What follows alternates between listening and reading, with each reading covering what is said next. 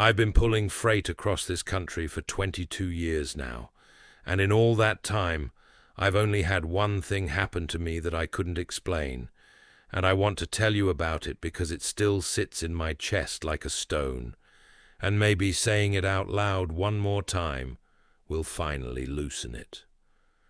This was on Interstate 80 through southern Wyoming, February, the stretch between Laramie and Rawlins, where the wind comes off Elk Mountain like it's got a personal grudge against anything taller than a fence post.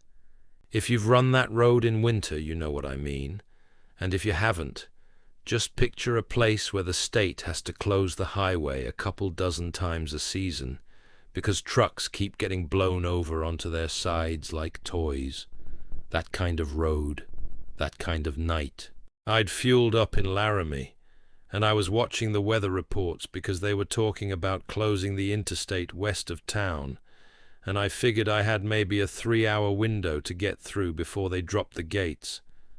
So I'm rolling, doing maybe 50, because the wind's shoving my trailer around, and the snow isn't falling so much as traveling sideways, these long white ropes of it snaking across the blacktop in my headlights. Ground blizzard, they call it. The sky can be clear as a bell, and you still can't see the road, because the wind's picking last week's snow up off the prairie and throwing it in your face. Anyway, about 20 miles out of Laramie, there used to be an exit for a little rest area, and as I'm coming up on it, I see a person standing on the shoulder, not walking, standing, facing the road, right at the edge of my headlight beam, and my first thought was, no way, nobody's out here. It's 9 degrees, and the wind chill has to be 30 below. A person doesn't survive standing still in that. But there she was, a woman in a long brown coat, no hat, no gloves that I could see, dark hair whipping around her face, and she raised one hand, not waving exactly, just raising it, calm, like she was hailing a cab in a city instead of standing in a Wyoming ground blizzard at 11 at night. Now, company policy says no riders, and common sense says a lot of things about picking up strangers in the dark, but I'm also a human being, and I wasn't going to leave anybody to freeze to death. So I got on the brakes and eased her down and pulled onto the shoulder maybe 100 feet past where the woman was standing. Put my flashers on, grabbed my flashlight, opened the door, and the cold hit me like a slap, took the breath right out of my lungs. I walked back along the trailer with the wind trying to peel me off my feet, and she was still standing there, and up close the first thing I noticed was that her coat wasn't moving. The wind was screaming, my own jacket was rattling like a flag, and her coat just hung there, still, like she was standing in a photograph of a storm instead of in the storm itself. I told myself it was heavy wool. I told myself a lot of things in the next few minutes. She said she needed to get to the rest area, the one at the next exit, because her husband was waiting for her there. Her voice was soft and completely steady, no shivering in it, and that bothered me more than the coat, because when it's that cold, your voice shakes whether you want it to or not. Your body just does it.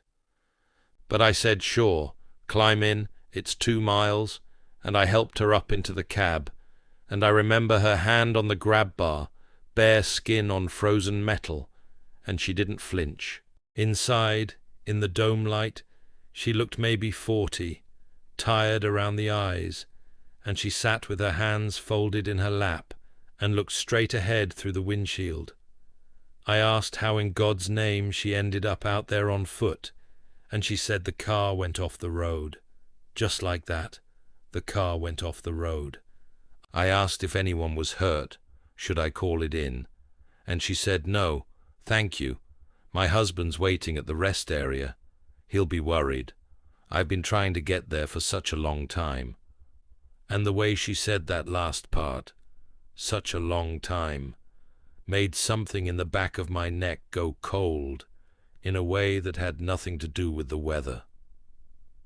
We rode those 2 miles in silence, just the wind and the wipers, and I kept sneaking glances at her because something was off, and I couldn't name it, and then I did name it, and I wish I hadn't. The snow that had been all over her coat when she climbed in wasn't melting. My cab was warm. I run it warm, and the snow on her shoulders just sat there, white and dry, like she wasn't putting off any heat at all. I got very interested in the road after that. Then the exit sign came up in my lights, and this is the part I need you to hear. The sign was there, but the ramp was barricaded. Concrete barriers, an orange sign gone pale from years of sun, and beyond it, the rest area buildings sitting dark and dead under the snow. That rest area had been closed. Not closed for the night, closed for good, boarded up, the kind of closed that takes years to look that way. I started to say, "I'm sorry, ma'am, it looks like," and I turned my head, and the seat was empty. Seat belt still buckled, laid flat across an empty seat, and the snow on the floor mat where her boots had been, not melted, just gone. I don't remember pulling over, but I did, and I sat there with my hands on the wheel until I could breathe right. And then I did the only thing I could think of. I got on the CB and asked if anybody knew about that rest area, and after a while an old boy came back to me, said he'd run that stretch since the 80s, said the state closed that rest area years back, and then he got quiet for a second and asked me why I wanted to know, and something in how he asked told me he already knew why. He said I wasn't the first. He said there was a wreck out there, a long time ago, a bad winter night, a woman trying to walk from her car to that rest area where her husband had gone ahead to wait, and she never made it. And every few winters some driver gets on the radio asking about that exit in a voice that's trying real hard to sound casual. Then he said the thing I still hear when I run that road. He said, "At least you stopped for her. Some guys don't. And she stands out there a lot longer on those nights. I've driven that stretch maybe 40 times since. I slow down at that exit every single time, and one night last winter, in my mirrors, just for a second, I saw a brown coat standing on the shoulder behind me, facing the road, waiting. I didn't stop. I'm not proud of that. But I didn't stop. Now what I'm going to tell you, I've only told 2 people, my wife and a highway patrolman, and the patrolman wrote it down without once looking up at me, which I later understood meant he'd written it down before.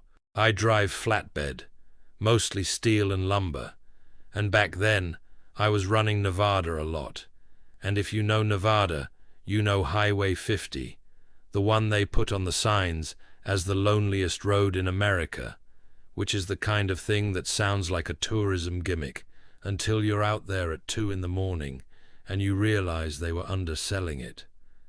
Between Fallon and Ely, there are stretches where you won't see another pair of headlights for an hour. No houses, no lights, just sagebrush and mountains you can't see but can feel. Big black shapes eating the stars at the edges. Cell coverage comes and goes, mostly goes. It's the kind of road where you catch yourself checking that your fuel gauge is where you thought it was, just for the company of doing something. This particular night, I was eastbound, empty trailer, making good time, and my GPS, a proper trucking unit, not a phone, pipes up and says, "In 1 mile, turn right." And I actually laughed out loud, because there is nothing out there to turn right onto. But sure enough, a mile later, my headlights pick up a road going off to the south, a paved road, faded center line and all. And here's the thing, there was a detour sign at the mouth of it. Orange diamond, black arrow, pointing down that road. and my GPS is chiming away. Turn right, recalculating, turn right, like it's getting agitated, if a machine can get agitated. Now every driver worth his license knows the rule. You don't follow a detour your dispatch didn't tell you about, and the radio isn't talking about. And there'd be nothing. No construction notices, no chatter. But it was orange and official looking, and my GPS wanted it so bad. And I was tired, and tired men make decisions they spend years reviewing. I took the turn. For the first mile it was fine, honestly. Better pavement than the highway. Then things started getting quietly wrong, in that order that you only see clearly afterward. First, the center line stopped, just ended mid-stripe like whoever painted it had put the brush down and walked away. Then my GPS screen, which had been showing me on a road, started showing my little truck icon, floating in grey nothing, no road under it at all. But the voice kept going, continue straight, and I want you to understand, that unit doesn't talk when you're off its maps. It goes silent. That's how they work. Mine kept talking, continue straight for 7 miles. And the clock on it, I noticed, was wrong. It said 3:33, and my dash said 2:10, and I remember thinking, when did I last look at the dash, and not being able to answer myself? Around the 3rd mile, my headlight swept across a building on the right, and I slowed down, because a building out there made no sense, and it made even less sense up close. It was a gas station, an old one, 2 pumps of the kind I hadn't seen since I was a kid riding with my father, rounded tops, a little service building behind them, and the lights were on. Not the pump lights, the window, a warm yellow light in the window, and a man standing in it. Just a shape, a man's shape, one hand raised against the glass like he was shading his eyes to see out at me. My foot came off the brake all on its own. Some animal part of me, older than trucks, older than roads, took one look at that warm yellow window in the middle of 40 miles of nothing, and said, "We are not stopping here," and I have learned to listen to that part. As I rolled past, the GPS said, and I will swear to this on anything you like, it said, "You have arrived." Calm as anything. You have arrived. And then the screen went black. I drove the next miles on nerve alone, high beams and white knuckles, and the road got worse, potholes, then cracks with weeds in them, then the pavement just surrendered into gravel, and right when I was starting to do the math on whether I could turn a 70-foot rig around out there, the gravel spat me out onto Highway 50 like nothing had happened. No sign at that end, no detour marker. I stopped on the shoulder and sat there and watched my GPS boot itself back up, cheerful as you please, showing me exactly where I was, and where I was, according to it, was 31 miles east of where I'd left the highway. The road I'd been on couldn't have covered more than 8 or 9. I fueled in Ely as the sun came up and asked the guy behind the counter, real casual, about detours west of town, old roads, anything south of 50, and he said, "There's an old alignment out there, chunks of the original highway from before they moved it, but it's been dead for decades, no signs, definitely no gas station." And then he stopped ringing me up and looked at me properly and said, "You didn't stop, did you? Not, did you see it? You didn't stop, did you?" I said no. He nodded like I'd passed something, gave me my change, and said, "The ones who stop are the ones we hear about." I checked later, called the county, even got a fellow at the state transportation office who humored me. No detour was ever posted on that stretch that month. No work orders. And the old alignment, he said, doesn't connect through anymore. Hasn't for years. There's a gap in the middle where they tore it out. A 7-mile gap. Which means whatever I drove across that night, according to the state of Nevada, isn't there. I want to tell you about a voice, because out of everything that's happened to me in 30 years of driving, the voice is the one that changed how I live. And I mean that in a good way, mostly, though it cost me some sleep getting to the good part. This was on Interstate 40 in New Mexico, west of Albuquerque, out past Grants heading toward Gallup, high desert country, beautiful in the daytime, red rock and big sky, but at night it empties out and gets old, if that makes sense. You can feel how old that land is when the sun's down. It was late fall, cold snap moving in, and I was running behind schedule with a load of produce, which is the worst kind of behind, because produce doesn't care about your excuses. The CB was quiet that night, which wasn't unusual anymore. Most of the chatters died off over the years with everybody on their phones. So when the radio crackled up around 1 in the morning, it got my attention just by existing. And a voice came through. Older guy, gravel in it, calm. And he said, "Westbound, you got your ears on." Just like that, old school. I keyed up and said, "Go ahead," and he said, "You want to back it down through the next few miles, sundowner? There's ice on the bridges past the 131. Now 2 things. First, sundowner, nobody's called me that in my life.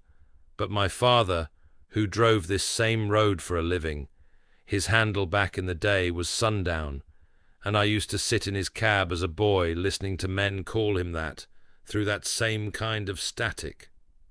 Second, there'd been no rain, no snow.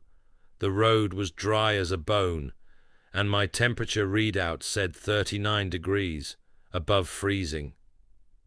But bridges freeze before the road does. Everybody knows that. And something about that voice had my full attention, so I backed it down to 50 and covered my brake coming up on the bridge past mile marker 131. The trailer let go anyway. Just a little, just a shiver, the back end stepping out maybe a foot before the tires found their grip again. But at 50, I caught it easy, steered through it, no drama. At 65, loaded like I was, on that little bridge with the rail right there. I don't like thinking about it. Black ice, invisible, a skin of it where fog off the arroyo had settled and frozen on the deck. I got back on the radio with my heart going like a hammer and said, "Thank you, driver. You probably just saved my bacon." And there was nothing. I called again. Nothing. And here's where it starts to bend, because a third voice came on, younger guy, and he said, "Who you talking to, driver?" And I said, "The fella who called out the ice." And this kid says, "I've had my ears on for an hour. Ain't nobody said a word on this channel till you just now." He was eastbound. He'd have heard it clear as I did. He heard my half of the conversation, only my half. I chewed on that for 100 miles, and then did what I always do with things I can't swallow. I called my mother, not that night, but that weekend, and I asked her, real careful, about Dad's driving days, about that stretch, and she went quiet on the phone for so long I thought the call dropped. Then she told me something I'd never heard in my whole life. In 1987, 2 years before I was born, my father went through the guardrail on a bridge on I-40 west of Grants, black ice, middle of the night, truck down the embankment, and he walked away from it with a broken collarbone and a story he didn't like telling. She said the thing he never got over wasn't the wreck. It was that he'd heard some other driver hit that same ice an hour before him, and hadn't thought to get on the radio and warn anybody behind him. She said, "Your father used to say, if I'd just keyed up, that's all. If I'd just keyed up." He passed in 2011. And I sat there with the phone in my hand doing arithmetic I didn't want to do, because the bridge she was describing, best I could ever pin it down from what she remembered, was the one past mile marker, 131. So here's what I do now, and you can make of it what you want. Every time I hit weather, ice, fog, a wreck, anything, I key up and I call it out to whoever's behind me, every single time, even when the channel's dead quiet and I feel like a fool talking to nobody, because I don't think I'm ever talking to nobody.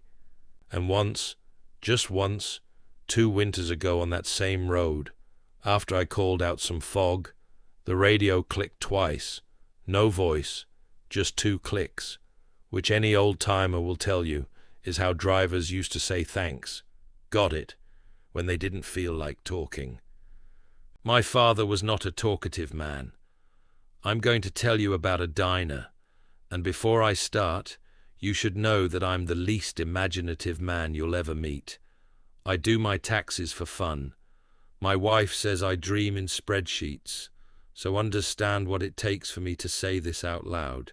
I run a regular route up and down US 83, that long 2-lane that goes right up the middle of the country, and my stretch takes me through western Kansas and up into Nebraska, farm country, grain elevators and water towers, towns that are 4 blocks long with 1 blinking light. At night, that road is a dark hallway between fields, and the towns come at you like little islands of light, and you get to know every one of them, every gas station, every dog that hates trucks. That's the thing. I know that road the way you know the walls of your own house in the dark, which is how I know what I saw.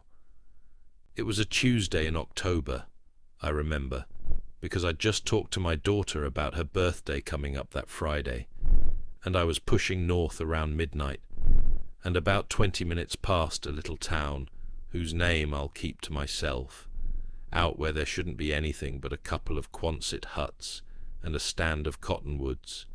There was light on the right side of the road. A diner. One of those classic jobs, silver siding, long windows, red neon in the window saying open, gravel lot with 2 pickups and 1 cattle truck parked in it, and warm yellow light pouring out across the gravel, and I could see people in there, a waitress moving along the counter with a coffee pot, a couple of hats bent over plates. And my first feeling wasn't fear, I want to be honest. My first feeling was pure joy, because I was hungry and coffee sounded like heaven, and my second feeling, tapping politely underneath the first one, was, hold on, you've driven this road 200 times. Since when is there a diner here? But you know how the mind works at midnight. It said, oh, must be new, must have never noticed it, and I was already slowing down and pulling in. Inside it was warm, and it smelled like fried onions and coffee that had been on the burner a while, and the waitress, older gal, reading glasses on a chain, called me Hon, and had a cup in front of me before I'd fully sat down at the counter. There were maybe 5 other people in there, farmers by the look of them, and a radio playing low somewhere, old country, and everything was fine. I want to stress that. Everything was completely fine. It was the most normal 15 minutes you could imagine. That's what makes it so hard to live with. I had coffee and a slice of pie, and the pie was good, and the waitress asked where I was hauling to, and I told her, and she said, you be careful up by the river crossing. Fog settles in there something terrible this time of year, and I said I would. The only strange note in the whole thing, and I only hear it now, playing it back, was when I asked how late they were open, and she smiled and said, "Oh, we're always here when somebody needs us." I paid cash, she gave me change and a toothpick, and I left a tip on the counter and walked out, and the little bell over the door rang behind me, and I drove on north, and there was fog at the river crossing, thick as wool, and because she'd said something I took it slow, and in the middle of that fog I came around the bend onto a stalled grain truck, sitting dead in my lane with no lights, no flares, no reflectors, and I had just enough room to stop because I was doing 35 instead of 60. The old boy in the grain truck was shook. His electrics had died all at once, and I set out my triangles, and we got him sorted, and all the way to the delivery I kept thinking, that waitress, that fog line she gave me, that probably saved 2 lives tonight. So on the run back south 2 days later, in daylight, I was going to stop in, buy a whole pie, say thank you properly, and I want you to picture me slowing down along that stretch, checking my mirrors, checking my odometer, because I knew exactly where it was. 20 minutes past town, right side, cottonwoods behind it, and there was the stand of cottonwoods, and in front of the cottonwoods there was a concrete slab. An old foundation, cracked, weeds through it, a rectangle of rubble with 2 dead gas pumps rusted to lace at one end, and half a sign face down in the grass. I stopped. I got out. I walked that slab in my work boots, and it had been there for decades. You could tell. The concrete was the color of old bone. There were young trees growing up through where the kitchen would have been. In town I asked at the co-op, casual as I could fake, about the old diner north of here, and the fellow behind the counter didn't even look up, said, "The Star, burned down in," and he named a year before I was born, said his granddad used to eat there, said the lady that ran it wouldn't leave the till during the fire, went back in for it. That's how the story goes anyhow. I didn't say anything. I got in my truck, and I sat there for a while, and then, because I dream in spreadsheets, I did the one thing a man like me would do. I opened my logbook envelope where I keep my receipts, because I keep every receipt. That's who I am. And it was there. I'm holding my hand up like you can see me. A little white paper receipt, coffee, pie, printed at the top with the name of a diner that burned down before I was born, and a date, that Tuesday, and down at the bottom, printed in that faded dot matrix purple, it says, "Thanks, Hon, drive careful." I had it in a plastic sleeve in my glove box for a year.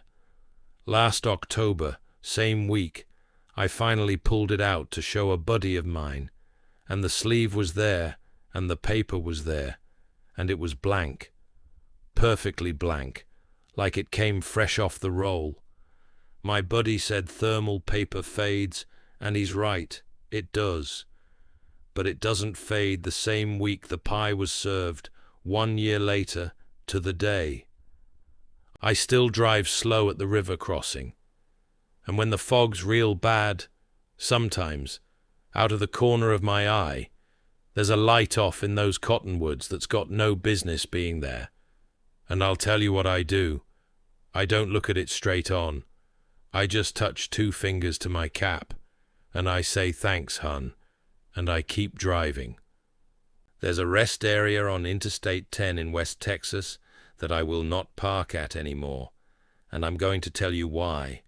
And I already know some of you are going to figure out which one it is, and to you I'll just say, the back row, don't. West Texas on I-10 is its own kind of empty. That run between Fort Stockton and Van Horn, where the exits are for ranch roads that go nowhere you've ever needed to be, and at night the dark out there has weight to it. You feel it leaning on the truck. I'd been fighting a headwind all day, burning fuel and patience, and by 11 at night, my eyes were doing that thing where the road lines start swimming. So when the blue rest area sign came up, I took it. No debate. Decent place, well lit up front by the building, but the truck parking runs long down the side, and the last row sits back in the dark past where the lights reach, and everything up front was full. So I eased down to the back row, where there was exactly one other truck, an older Pete, dark blue maybe, hard to tell, no lights on, curtains drawn, and I parked one space over from it, because you don't crowd a man, and shut down. Now I sleep good in a truck. 20 years of practice. The idle's a lullaby to me, so when I say something woke me at 2:10, understand that it takes something to wake me. It was a knock. 3 knocks, actually. Slow, even. On the driver's side of the sleeper, right behind my head, knuckle on aluminum, and I lay there with my heart going and did what everybody does. I decided I'd dreamed it, and I was most of the way back down when it came again. 3 knocks, same spacing, patient, like the first 3 had been a question, and these were the question repeated for a slow listener. Lot lizards knock, sure, panhandlers knock, but there's a human sloppiness to those knocks. These were even as a clock. I hollered, "We're good here. Move along," which is the standard sermon, and the answer I got was 3 knocks on the passenger side. Same knocks, same patience. And here's the thing that got me fully awake. There wasn't time. You understand what I'm saying? There wasn't time for a person to get from one side of my truck to the other. It was maybe 2 seconds between my holler and those knocks, and a man can't cover that distance around the hood or under the trailer in 2 seconds. Not walking, not running, not any way I know of. I got up then. I'm not going to pretend I sprang into action. I sat on the edge of that bunk for a good minute, listening to my own blood, and then I cracked the curtain and looked out on the driver's side. Nothing. Gravel and dark. And the passenger side. Nothing. And then, because the mind hunts for the rational like a drowning man hunts for air, I thought, it's the guy from the Pete, playing games or needing help and being weird about it. So I looked over at the Pete, and its curtains were open now. They'd been drawn when I pulled in. I was sure of it. And now they were open, and the cab was empty, and its engine was running. I could see the stack shivering, hear the idle, and I'd have bet my license it was dead cold silent when I parked. I put my boots on, and my flashlight in my fist, and I got out. And you're going to ask why, and the honest answer is that being scared inside that sleeper had gotten worse than being scared outside of it. I walked over to the Pete, and up close it was rough, older than it looked from a distance, faded, one of those trucks that's all miles, and I knocked on the driver's door, and the idle, I swear to you, the idle changed when I knocked, dropped for a second like an engine does when it takes a load, like something had shifted its weight inside. Nobody answered. The door was locked. And on the driver's window, on the inside of the glass, there were marks in the dust, and I put my light on them, and they were words, written backwards from where I stood, because they'd been written from within, and they said, "Don't knock again." I did not knock again. I walked back to my truck with the specific dignity of a man refusing to run, and I fired up, and I pulled out of that back row, and as my headlights swung across the Pete on the way out, the passing angle of the light did something, showed me the truck, the way angle. Sometimes shows you the truth of a thing, and there was no shine to it anywhere, no glass shine, no chrome shine. It took my headlights like ash takes a match, just soaked them up, and in the half-second my beams crossed the windshield, I saw the shape of a man in the driver's seat, hat down, hands at 10 and 2, in a truck I had just proven to my own satisfaction was locked and empty. I drove to the next truck stop, 40 minutes, and I sat in the fuel line at 3 in the morning drinking coffee I didn't want. And I asked the night cashier, an older Hispanic gentleman who'd clearly worked that window a long time, whether he knew that rest area, and he said back row, and it wasn't a question. He told me a driver died back there, years ago.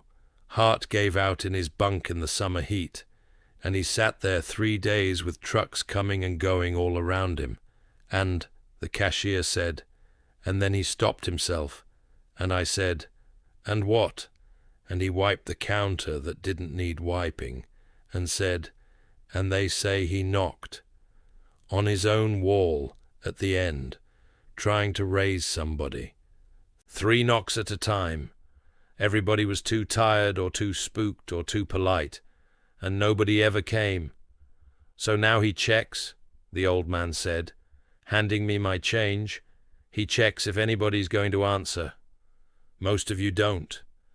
I asked him what happens if somebody does answer, if somebody opens the door, and he smiled with no happiness in it at all, and said, nobody's opened the door yet, and I stopped asking questions after that. Sometimes on I-10 I still see an old blue Pete in my mirrors at night, way back, holding distance, and it never closes and it never exits, and it's always gone by first light, and my policy is the same as it ever was. I don't knock. And when the knock comes, and driver, if you run that road long enough it will, you say a kind word through the wall, because I've come to believe he can hear you. You say, rest easy, driver. Somebody heard you. The knocking stops when you say that. That's the part I can't explain to anybody. It stops. The last thing I'll tell you isn't a scary story. Or it is. But it didn't end up being one. And I saved it for last on purpose. Because after everything else you've heard tonight, you've earned it. And because it's the one I'd want told about me. I was a first-year driver when this happened, greener than spring grass, and I had no business being where I was, which was Interstate 80 over Donner Pass in the Sierra Nevada, in a November storm, at night, alone. If you know, you know. Donner is serious mountain, serious grades, and the snow up there doesn't fall, it descends, like something coming down to look at you. I'd made every rookie mistake in the book that day, pushed too far, ignored the forecast, told myself I'd beat the weather over the top, and the weather, which has heard that from better men, was in the process of teaching me, and somewhere above Emigrant Gap, chains on, doing 20 in a whiteout, wipers losing, defroster losing. I got scared in a way I'd never been scared. That quiet, sincere scared, where you stop cussing and start bargaining, because I genuinely wasn't sure I was going to keep the truck on the mountain. And a pair of headlights came up in my mirrors. Big rig, close, closer than anybody should follow in weather, and my first reaction was anger, of all things. Back off, fool. But he didn't back off. He sat in my mirrors steady as a heartbeat, and after a few minutes I realized something. His lights were helping. In a whiteout, your own headlights half blind you. The beams come back at you off the snow. But his lights behind me lit the road around my shadow, gave the world edges again, showed me the berm line, and when I drifted toward the drop side, and I did, twice, his high beams flashed easy, once, twice, and I corrected, and when the grade steepened and I was going into it too hot, his flashes came on way before my brain had caught up to the danger, and I slowed, and then the flashes went off. He was driving my truck from behind me, is the plainest way I can put it. reading the mountain for me. Somewhere in that hour, I keyed the radio and said, "Thanks for the escort, driver," and got nothing back. And I figured he ran quiet. Some guys do. And I just talked anyway. Nervous rookie chatter into a dead mic. Told him it was my first mountain. Told him I was scared. And I'll always believe I heard. Way down under the static once. Not words. Just a tone. Like somebody saying easy, easy. To a spooked horse. We came down the east side together, him and me, through the worst of it. And near the bottom, the snow thinned to flurries, and the lights of Truckee showed up through the murk like scattered embers, and I let out about a year's worth of breath and looked in my mirror to flash him my markers. Thank you. The old way, and the road behind me was empty. No lights, 1/2 mile of visible highway back, empty, and no exits between us, and none of the runaway ramps disturbed. And I know because I looked. I was so bothered by it that I pulled off in Truckee and stood in the falling snow, looking back up at that mountain like it owed me an answer. There was an old-timer fueling next to me at the truck stop, and I must have had the look on my face, because he asked, "Rough night on the hill," and the whole thing came out of me, and he listened all the way through without interrupting, which old-timers will do, and when I finished, he nodded slow and asked one question. He asked, were his lights yellowish, old style, not the new white ones? And I said, yeah, warm, like old sealed beams. And he looked up at the pass for a second, and then he told me. There was a driver, he said, decades back, a trainer, spent his whole career on that hill, and his thing, his known thing, was that he'd escort scared rookies over the top in bad weather, drop in behind them, walk them down with his lights, never asked for anything, did it 100 times. And one night doing exactly that, he put his own truck into the ravine, dodging a spun-out four-wheeler, and that was that. Except, the old man said, screwing his fuel cap back on, except every big storm since, some green driver comes off that mountain telling your story. Same lights, same flashes at the same bad spots, never a truck at the bottom. He said the old hands don't even question it anymore. They just have a name for it. They call him the trainer, and when the pass is bad, the guys who know say a rookie's got the best odds on that hill of anybody, because he don't ride with the ones who can make it alone. It's been a lot of years now. I've got my own miles, my own grey in the beard, and I've crossed Donner in weather more times than I can count, and I've never seen those lights again, because I've never needed them again, and that's how I know it was real. But every time I take a rookie over a mountain, any mountain, I drop in behind him, and I light the road up around his shadow, and when he drifts, I flash him easy, once, twice, and when we get to the bottom, and he keys up all shaky saying, "Thanks for the escort, driver," I always answer, because I know exactly what it feels like when the road behind you turns out to be empty, and no man should have to find that out at the bottom of a mountain, alone, in the snow. Drive safe out there. Somebody's watching over you. On the good nights, on the bad roads, somebody always is.